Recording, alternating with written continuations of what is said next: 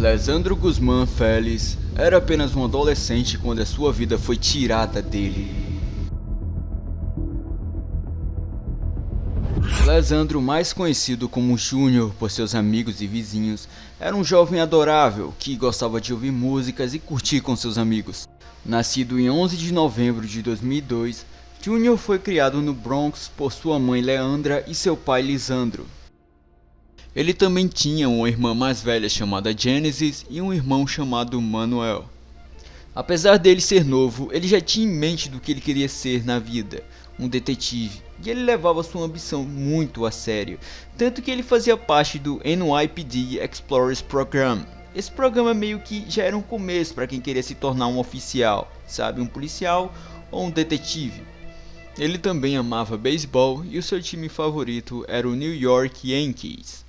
Mas infelizmente, a vizinhança em que Júnior cresceu tinha uma longa história de problemas entre gangues. E uma das piores gangues era a Trinitários. A Trinitários foi fundada em 1993 por 2 presidiários. Embora que Júnior não era membro dessa gangue, ele conhecia algumas pessoas que faziam parte dela. E algumas vezes ele até saía com essas pessoas nos lugares de encontro da gangue. Em 20 de junho de 2018, Júnior disse para sua mãe que ia sair um pouco com seu amigo. Os dois se encontraram e começaram a sair, escutando música e conversando. Por volta das 11h30 da noite, Júnior decidiu sair do rolê e minutos depois a câmera de segurança capturou Júnior passando por essa esquina, indo em direção a Adams Place, que é o nome de uma rua do Bronx e que é bastante movimentada pelos trinitários. Júnior mandou mensagem para um amigo que já estava lá e esse amigo falou para ele não ir porque já era tarde e que não era seguro para eles saírem por lá. Enquanto Júnior conversava com esse amigo, 4 carros pararam no meio da rua e todo mundo que estava do lado de fora começaram a entrar para evitar confrontos. Depois de um tempo, eles entraram nos carros e seguiram em frente, virando à esquerda. E foi ali, naquela rua, que eles se cruzaram com o Júnior. E esses caras que estavam nos carros começaram a gritar com o Júnior. E ele, assustado e confuso, começou a correr. E ele correu muito.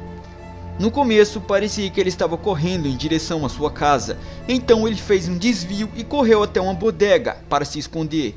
Enquanto Júnior tentava se esconder atrás do caixa, um dos caras que estava no carro entrou na loja e viu Júnior tentando se esconder. Ele voltou e chamou seus companheiros, então todos entraram na loja. Um deles, como vocês podem ver na filmagem esse de vermelho, estava portando uma machete. E foi exatamente ele que trouxe a morte para Júnior.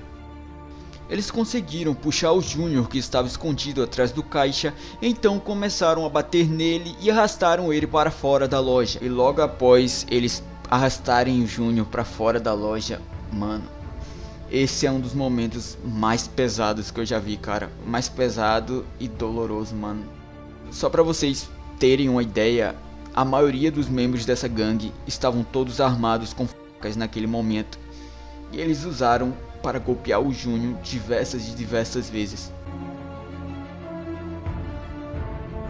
Mesmo depois desse ataque brutal, Júnior ainda conseguiu ficar de pé e ele foi pedir ajuda ao dono da loja.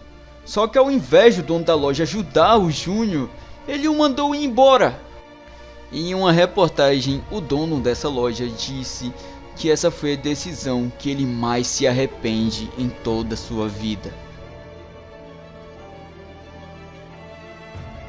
Júnior ainda tentou alcançar ajuda, ainda tentou correr, mas infelizmente ele veio a falecer antes de chegar no hospital.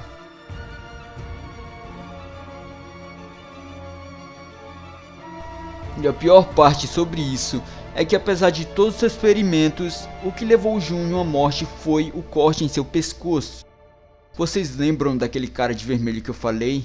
Então, foi ele quem golpeou Júnior no pescoço.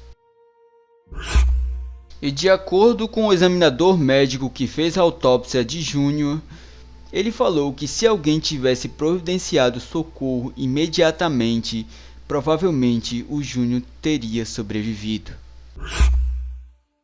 Assim que as notícias sobre o caso de Júnior começaram a sair nos jornais, a gangue responsável sabia que estavam lascados.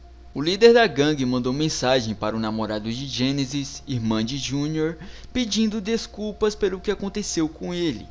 Ele alegou que Júnior foi um caso de erro de identidade e que o cara que estava marcado para parecia exatamente como Júnior. Em resposta a essa situação, o líder da gangue afirmou que todos os homens que estavam envolvidos no caso do Júnior foram removidos da gangue e ele pediu desculpas para sua família. A hashtag Justice for Junior ou Justiça por Júnior em português foi criada, as filmagens do ataque foram postadas online e as pessoas foram entrando em contato com a polícia e falando o que eles sabiam sobre esse caso. E em alguns dias a polícia prendeu 14 homens que estavam conectados ao caso. 5 desses homens foram acusados por homicídio.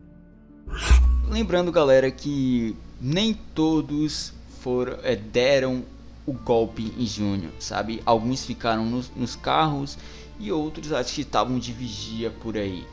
Então 5 desses homens foram acusados por homicídio.